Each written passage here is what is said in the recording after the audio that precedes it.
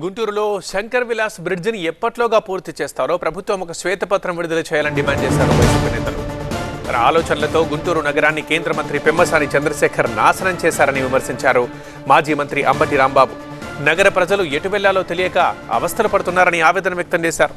తాము ఏమైనా అంటే మహిళలతో తమల్ని తిట్టిస్తున్నారని మండిపడ్డారు. అఖిలపక్ష సమావేశం నిర్వహించి నగర అభివృద్ధికి ప్రణాళిక రచించాలన్నారు అంబటి.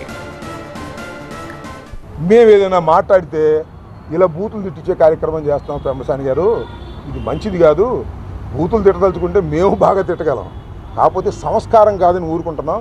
ఈయన మాత్రం మాట్లాడ్డంట. అమ్మో రాంబాబు గారు, నేను రాంబాబు గారు లాగా మాట్లాడలేనే అంటున్నాడు.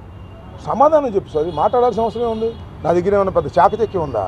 మేము స్ట్రైట్గా క్వశ్చన్ అడుగుతున్నాం. ఇప్పటికి కూడా ఆ ఎంపీ గారిని అడుగుతా ఉన్నా, అమెరికా నుంచి వచ్చిన ఎంపీ గారిని అడుగుతా ఉన్నా, ఆ కేంద్ర మంత్రి గారిని అడుగుతా ఉన్నా, ఇవాళ్ళకైనా జ్ఞానం తెచ్చుకోండి.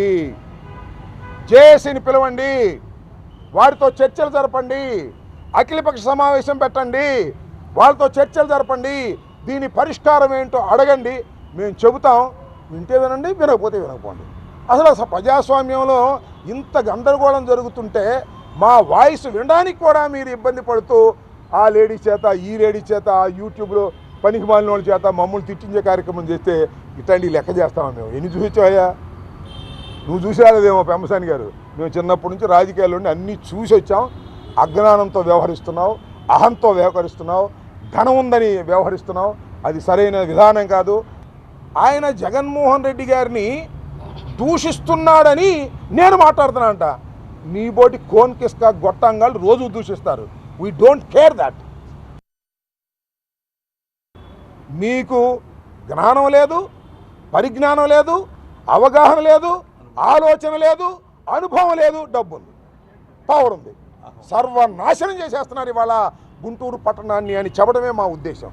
చైతన్యవంతం చేస్తాం ప్రజల్ని, ప్రజా ఉద్యమం కూడా దీన్ని నిర్మిస్తాం, కార్యాచరణ కూడా మేము వెళ్తామని కూడా ఈ సందర్భంగా నేను మనం చేస్తున్నాం. మన పెమ్మసాని గారు అంటాడు అక్కడ అసలు ఆర్యూబీలు వేయడానికి వీల్లేదంట. ఎందుకు ఆర్యూబీలు వేయడానికి వీల్లేదు తెలుసా?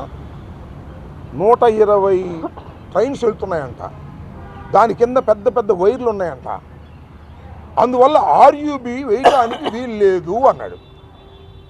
మళ్ళీ ఆయనే ఎమ్మటే ఆ అమెరికా నుంచి వచ్చిన మేధావి, బాగా ధనవంతుడు పెమ్మసాని గారు ఎమ్మటే ఏమన్నా అంటే ఆర్యూబీ ప్రొవిజన్ కూడా పెట్టాము అన్నాడు.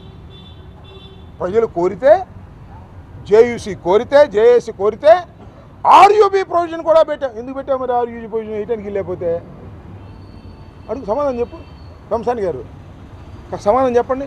అసలు ప్రొవిజనే లేదని ఓ ప్రొవిజన్ పెట్టాను ఓ పక్కన చెబుతున్నావు, అసలు అక్కడ ఆర్యూబీ వేయడానికే కుదరదని రెండో పక్కన చెబుతున్నావు. ఏంటి, ఏది నమ్మాలి మేము?